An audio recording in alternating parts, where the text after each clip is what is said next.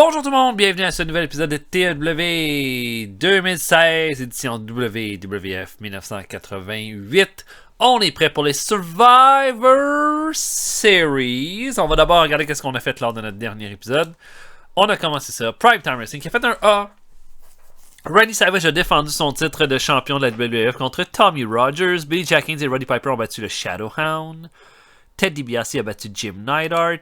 Paul Roma a battu Kamala. Donc, on avait moins de lutte dans ce show-là, mais on avait quand même... pardon. beaucoup d'angles, et beaucoup d'angles de qualité. Où on a fini ça avec Macho Man qui a donné un bon coup de ceinture derrière la tête de Bam Bam Bigelow qui va être son adversaire au Survivor Series. Superstars of Wrestling, Hulk Hogan a battu le Corporal Kirchner, Jake Roberts a battu Marty Jannetty, et Piero Jr. et Sting ont battu Black Bart et Eric Embry. On était en Australie pour ce show-là. Et au Wrestling Challenge, Honky Tonk Man et les Demolition ont battu Arn Anderson, Rick Steiner et Tama dans le main event. Sergeant Slaughter a battu Sam Houston et Harley Race a battu Danny Spivey. Et voilà. Avant le pay-per-view, nos champions, Bret Hart, prestige de B, 3 défenses de titre, c'est notre champion intercontinental. Champion du monde, Randy Savage, prestige de B+, avec 13 défenses de titre. Et champion par équipe, les Funks, avec un prestige de B, toujours pas de défense de titre. Parlez-moi, il faut que ça sorte, comme on dit. Je viens de renifler, là, je suis complètement enrhumé. Bon, des trucs de morale. Bon, Beefcake, on va encore lui donner un bonus. On va voir si ça va marcher un jour. 5000. Encore un oid. Puis tiens, l'assassin, là, qui avait aucune raison d'être frustré, mais là, a l'air de se rappeler qu'il a travaillé avec le Iron Sheik qui était sous en février. Il est content. Et que ça c'est fait. Notre carte, donc, ressemble pas mal à Savage contre Bigelow pour le titre de la WWF. Billy Jackins, Ricky Steamboat, Piper et Sylvester Stallone contre le Shadowhound, Jake Roberts et Undertaker. On a aussi Bret Hart qui va affronter Brutus Beefcake, les Funks contre le Big Boys Club, Hogan, Duggan, Sam Houston et Nikita Koloff contre Harley Race, les Army Men et Shawn Michaels, les Young Stars et Fantastic contre Al Authentics et Kamala et Aku, Demolition, Honky Tonk Man et Stan Hansen contre Rick Steiner, Tom Zank, Tama et Arn Anderson, Big Boss Man, Tito Santana, Butch Reed et Brian Blair contre Rick Martel, Earthquake, Dino Bravo et Leon White, et Sting, Piero Jr., Neidhart et Coco Beware contre les Rougeaux, DiBiase et Manny Fernandez. C'est pas mal ça. Et on y va. Après, je suis désolé, là, j'ai le nez plein. Donnez-moi une seconde. Oh, excusez-moi, je suis tellement congestionné.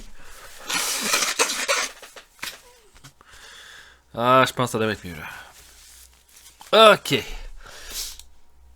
Donc, Pay-Per-View Day, Robbie Brookside. Bon, je pense que Robbie Brookside va être... On va l'intégrer dans notre roster après le show. Mais bon, AWA a fait son show qui a fait un C+. Kevin Von Erich et Jimmy Snuka ont battu Nick Bockwinkel et Jerry Lawler pour un B+. Le reste de la carte avait l'air mémé. Puis... Oh, la WCCW a fait son gros show qui a fait un C avec Robert Gibson qui a battu Bobby Eaton dans le main event. Robert Gibson, ton champion de ta fédération, c'est sûr que ça fait un peu pitié, ça. Eddie Gilbert, il n'y a pas l'air d'avoir rien de tant bon que ça, là, des C sinon. Il manque de talent dans cette fédération-là, puis... J'essaie de pas re-signer en double des lutteurs, mais c'est sûr que Bobby Eaton, je le prendrai. La NWA, bon, Jim Crockett, Paul Orndorff a battu Ric Flair pour garder le titre de la NWA pour un B+, c'est très bon. Dusty Rhodes a fait un no contexte avec Kerry Von Erich. C'est pas mal bon aussi. C'est sûr que les autres aussi, ils ont quelques lutteurs que j'aimerais ça aller chercher, dont lui, là, à 28 ans, qui doit être complètement coqué, mais que j'aimerais ça quand même avoir de mon côté. C'est quand est-ce que... En septembre 87. Avec peut-être un contrat de 2 ans. Je sais pas, hein. Attendez un peu, je vais juste... Bon, il est déjà dans ma shortlist, fait que j'ai pas besoin de le shortlister davantage. Ok! Fait que c'est ça qui se passe de leur côté. choisir notre broadcaster pour commencer. Et ensuite, je vais faire un medal quand même au hasard. Là.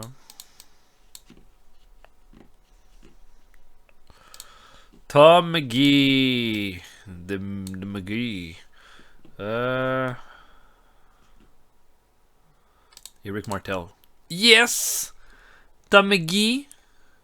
Qui est ami avec Undertaker, Santana et Rick Martel. Ce gars est en train d'avoir une clique terrible. Il est-tu ami avec d'autres mondes? Je pourrais juste, au lieu de chercher là-dedans, je pourrais juste regarder dans son profil. Tito Santana, Lance Russell, Mark Callis et Rick Martel. Quand même. Ok. Puis bon, son stamina est à 42. Ça, c'est horrible. Mais bon. Ok. Ouais, si je fais juste regarder comme juste ses skills, le développement de ses skills. Il y a quand même eu un certain... Tu sais, vraiment, match wrestling, il est rendu à 38. Ok. Sa psychologie est rendue à 70. C'est quand même bon. Son safety a monté. Son ceiling commence à devenir acceptable. Sa base est pas mal restée sensiblement toujours la même. Le stamina a jamais bougé, par exemple. Au micro, non. Il n'y a rien qui... Rien n'a changé. Bon. Ben écoute. Ok. Ben, bravo pour cette nouvelle amitié. Donc, je vais booker le pay-per-view, puis on va se voir après. À tantôt, tout le monde. Ok, on va commencer ça. Je veux juste préciser, je pense qu'à mon show de l'année dernière, j'avais fait la même formule qu'il avait faite à Survivor Series 1990, c'est-à-dire que tous les gagnants des Survivor Series s'affrontaient dans une finale à la fin. Je voulais faire ça, mais le temps ne m'a pas été... Survivor Series, c'est un peu plus court que les autres, parce que j'ai moins de matchs, parce que j'ai tellement de lutteurs qui sont utilisés. Probablement que j'aurais dû m'acheter une petite heure de plus, ça m'aurait permis d'avoir ma finale, mais cette fois-là, les gagnants de Survivor Series ne se réaffrontent pas en finale du pay-per-view. Je veux juste le souligner comme ça. Donc, on commence ça avec une battle royale de 20 lutteurs qui donne un B-. Blackbird va s'être blessé durant ce combat-là. Mais au final, Adrian, le leader, entre guillemets, du Darkness, va l'emporter avec Nikita Koloff, Ron Bass et Jeff Jarrett en finale. Nikita Koloff va être le dernier éliminé par Adrian qui va remporter le combat. Malenko améliore son performance skill, Jarrett son flying skill, Koloff son flying skills et Tom McGee son performance skill. Donc, ça va. Et Blackbird, bon, une épaule endommagée, ça va pas lui faire rater l'action. On va commencer chaud et Hogan. Oh mon dieu, je me suis trompé. C'est Nikita Koloff. Oh fuck. Nikolai Volkov qui est... je vais l'appeler juste Volkov à cette heure. Ça va plus me mélanger comme ça quand je les utilise. Sam Houston et Jim Duggan contre Harley Race, Shawn Michaels et les Army Men. Un bon combat de B+, pour commencer. Je m'attendais à pas mal ça parce que c'est sûr que on a quelques lutteurs un petit peu plus bas dans la carte. Puis aussi... Le match doit être un petit peu plus court parce que Shawn Michaels est juste un opener. On ne peut pas l'utiliser plus que 10 minutes. Mais, oh surprise, surprise! On va avoir Hulk Hogan, qui est vraiment le favori pour l'emporter, va se faire outsmarter par Harley Race alors qu'il va courir autour de lui. Autour du ring pour l'attraper. Harley Race va revenir dans le ring et Hogan va être en bas du ring pour un compte de 10. Il va se faire sortir et ça va ouvrir la porte à l'équipe de Michaels et Army Men pour prendre le contrôle. Sam Houston va être éliminé. Jim Duggan va faire un bon moment quand il va éliminer le Corporal Kirchner. Sauf que Race va faire un low blow et un petit paquet. Ce qui va seulement laisser Nikita Koloff contre Michaels, Slaughter et Harley Race. Koloff va éliminer Sergeant Slaughter. Mais il va recevoir ensuite un super kick étonnant de Shawn Michaels. Et Harley Race va lui faire un pile driver. Et Race et Shawn Michaels l'emportent pour leur équipe. Donc voilà, 2 survivants ici. Immédiatement ensuite, championnat intercontinental, Bret Hart affronte Brutus Beefcake. C'est pas mal de combats que je m'attendais. J'aurais mis un B+, mais B va faire l'affaire. Beefcake était un challenger que je me devais d'essayer, I guess. Puis, intervention de Jimmy Hart, coup de mégaphone dans le dos, sharpshooter ensuite sur Beefcake. Bret Hart garde son titre dans un combat de B. C'est pas non plus une grosse performance de Hart qui, des fois, a sorti des performances encore plus impressionnantes. Ensuite, Team Sting affronte Team DiBiase. Alors, Sting, Piero Jr. et High Energy affrontent DiBiase, Fernandez et les frères Rougeau. DiBiase va être extrêmement arrogant dès le départ. Hein, va éliminer assez rapidement Piero Jr. en lui faisant un $1 Million Dream. Mais leur arrogance va leur coûter cher alors que Manny Fernandez là, rentre dans le ring. Va dominer quand même Jim Neidhart un bon moment. Veut faire le tag, mais DiBiase l'oblige à continuer. Jusqu'au point où Neidhart va lui faire un spear et Manny Fernandez va être éliminé. Là, DiBiase va ordonner aux Rougeaux de prendre le relais. Les Rougeaux vont faire de leur mieux, sauf que, bon, Jacques va être éliminé par, encore une fois, un double team de Neidhart et de Coco Beware. J'essaie d'imaginer là une espèce de double brainbuster. Raymond va arriver et Sting va faire un top rope crossbody sur Raymond pour l'éliminer. Et là, DiBiase se retrouve sous-seul contre 3 lutteurs. Il va faire de son mieux, sauf que Sting va le faire abandonner avec le Scorpion Deathlock à 14 minutes. Et ça va se terminer là-dessus. Manny Fernandez va améliorer sa technique et son performance skill. 3 survivants, donc Team Sting là, qui fait un gros statement en battant DiBiase qui est bouillant. Et le promo du Bossman qui se prépare pour son combat. Hein, il dit que il pourrait y avoir 1000 big men dans le ring. Pour te défendre, Rick Martel, ce serait pas assez pour m'empêcher de faire justice sur toi. Un B. Team Anderson affronte Team Henson. Alors, Tom Zank, Arn Anderson, Rick Steiner et Tama contre Honky Tonk Man, Stan Henson et les Demolition.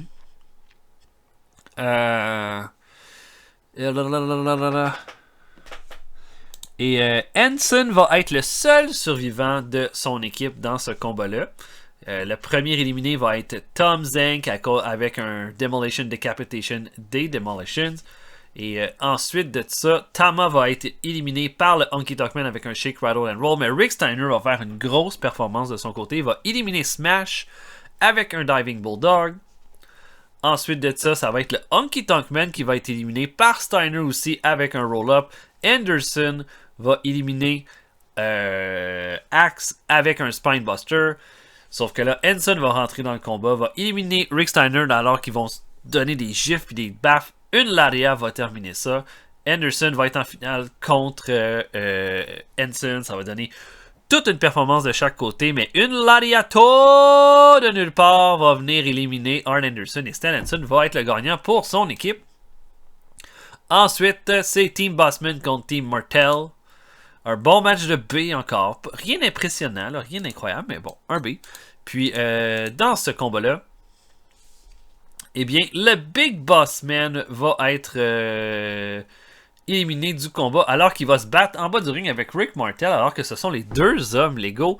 Le Big Boss Man va sortir sa matraque, va se faire disqualifier, mais Rick Martel est trop défoncé pour remonter dans le ring. Les deux sont disqualifiés. Ensuite de ça, Tito Santana va éviter une attaque de Earthquake. Earthquake va tomber en bas du ring et va être incapable de revenir avant le compte de 10. Sauf que là, après ça, ça va être Santana qui va se faire surprendre par un Sidewalk Slam de Dino Bravo pour être éliminé. On est à 2 contre 2. Dino Bravo va se faire éliminer par Butch Reed avec un Flying Tackle. Et là, Lion White se retrouve seul, va éliminer Brian Bear avec un Powerbomb et va faire un Powerbomb aussi à Butch Reed pour être le sole survivor de son équipe. Une énorme performance pour Lion White qui l'emporte de son côté. Une performance de C pour lui quand même. Là. Il s'améliore extrêmement vite. Ensuite, les Fantastics et les Young Lions affrontent Aku Kamalai All Out Antics. Ce sera la première élimination va être Tommy Rogers qui va tomber victime d'un double team là, de All Out Antics, là, un espèce de mix de un Flying Splash avec un Superplex là, comme Power and Glory dans le fond.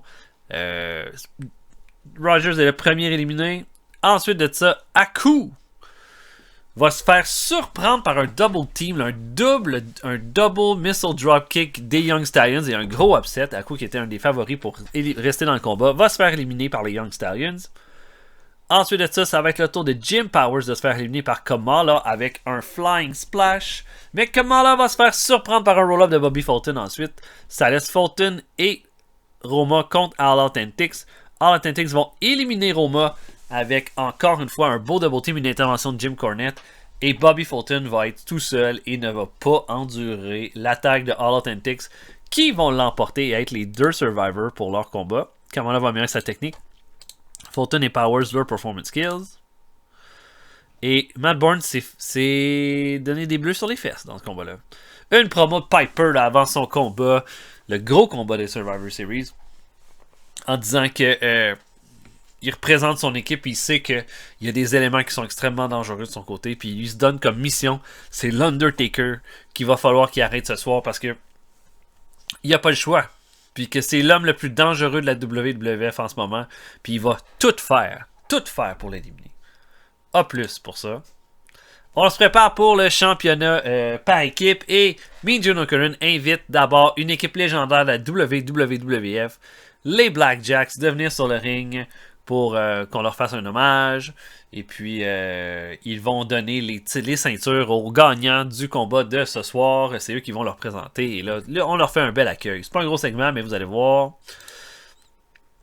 Les Funks affrontent le Big Boys Club ensuite. Ça fait un combat de B. Il y a beaucoup de B ce soir. Puis, King Kong Bundy, là, du côté du Big Boys Club, va constamment intervenir contre les Funks pour leur donner l'avantage. Et puis, clairement, là, la foule en peut plus. Puis les Blackjacks en peut plus non plus. Les deux vont se mettre ensemble. Puis ils vont faire une double clothesline à King Kong Bundy qui va tomber. L'intervention, juste le fait qu'il y ait ce moment-là, va permettre à Dory Funk Jr. de mettre Simmons au sol et lui faire un Texas Cloverleaf pour le faire abandonner. Les Funks gardent leur titre. Dory Funk améliore son performance skill. Et voilà. J'essayais de trouver un babyface qui aurait pu intervenir pour bloquer King Kong Bundy. Il n'y en a plus parce que tout le monde est dans un combat, donc je me suis dit, pourquoi pas? Je vais signer Blackjack Mulligan. Blackjack Lanza est mon road agent. Voilà. Et un A pour ce combat-là. Billy Jack Haynes, Roddy Piper, Ricky Steamboat et Sylvester Stallone contre le Darkness, Undertaker, Jake Roberts et le Shadowhound. Et wow, des grosses performances. A+, pour Piper, ça c'est énorme. Et justement, Piper va être pas mal impressionnant parce qu'il va décider vraiment qui va s'en prendre à l'Undertaker. Et sauf que l'Undertaker refuse de céder, refuse de tomber. Et là, ça va se rendre où est-ce que Piper va le mettre dans un sleeper hold. Mais Undertaker va comme tomber en bas du ring en même temps. Piper refuse de lâcher, va chercher une chaise, va donner un chair shot à la tête d'Undertaker, mais va se faire disqualifier pour ce moment-là. Undertaker, lui, va être incapable de remonter dans le ring, ce qui veut dire que une élimination de chaque côté. Ensuite de ça, Davey Boy Smith va se faire surprendre par une droite de Sylvester Stallone. Il va être éliminé. La foule va complètement virer fou pour ça. Billy Jack Haynes va être contre Jake Roberts. Ensuite, va se faire surprendre avec un DDT. Il va être éliminé. Ça reste Steamboat et Stallone contre Dynamite Kid et Jake Roberts. Jake Roberts va se faire surprendre ensuite par un Flying Karate Chop de Steamboat. Et il va être éliminé. Et ensuite de ça, immédiatement après, une autre droite de Sylvester Stallone sur Dynamite Kid pour l'éliminer. Steamboat et Stallone sont les survivants. Et là, c'était le moment attendu du Open Challenge du Great Muta. Et Mephisto le présente et qui répond à l'appel. El Dandy, la jeune sensation, qui décide de se pointer au ring. Et ça va donner un bon combat de B-, où Muta va l'emporter avec un Shining Wizard. On est en train d'embarquer dans projet du Great Muta, donc c'est important de lui donner. C'est important pour moi qu'il lutte dans ce pay-per-view-là. Voilà.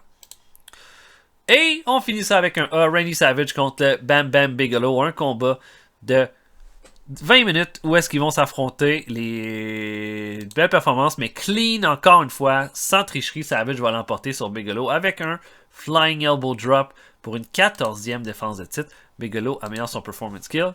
Et on va terminer le show là-dessus pour un A. On augmente notre popularité dans 9 régions. Le pay-per-view n'a pas été grandiose, mais a été très solide. Dans nos speeches, clairement Savage. Pour une grande performance. J'ai le goût de dire Steamboat aussi. Puis j'ai le goût de dire Harley Race.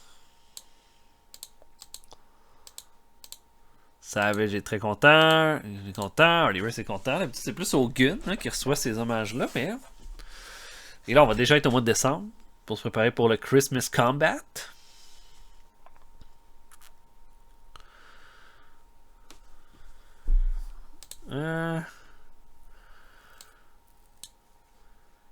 Bon, ok, plein de trucs. Matt Bourne, blablabla. Le buy rate est à 0.82. Les Western dit que l'assassin n'est pas charismatique. Piper dit que Earthquake est charismatique. Robbie Brookside veut revenir, on va le faire arriver dans notre roster. Briscoe dit que l'assassin peut pas rien vendre. Akira Taue a son contrat qui se termine à HPW, je suis pas du tout intéressé. Nos nouvelles slots commencent aussi. Ok. Bon, on va commencer par Robbie Brookside qu'on va intégrer dans notre roster. Qui va être un enhancement talent, c'est sûr. C'est un tout petit lutteur.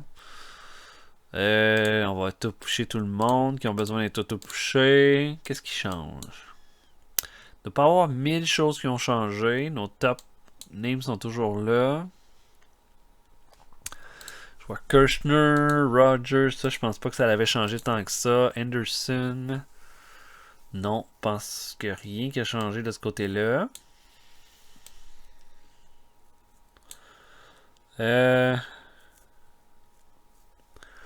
Rien pour les gars de développement non plus. Ah, ok. Puis, je vais signer un lutteur que j'ai déjà un peu spoté. Un lutteur que vous connaissez peut-être pas, ou que vous connaissez probablement de réputation, mais qui a lutté à la WWF, à la WCW et à la ECW. Il a 23 ans, donc tout jeune, a du potentiel. Pour moi, ça c'est il a jamais été assez bon dans le ring pour aller loin, mais c'est un gars qui a une carrière vraiment phénoménale. Et je vais le signer en développement pour 4 ans, si je peux en tout cas. Curtis Hughes ou Mr. Hughes ou Big Cat. Je pense que j'aimerais ça l'avoir dans mon roster pour que ça me fasse des big men. Puis voilà. À voir comment ça va donner. Pour le reste, ben on va se voir un petit peu plus tard. Voilà pour le pay-per-view. Puis j'espère qu'on va se voir pour un prochain épisode bientôt. Salut tout le monde. À la prochaine.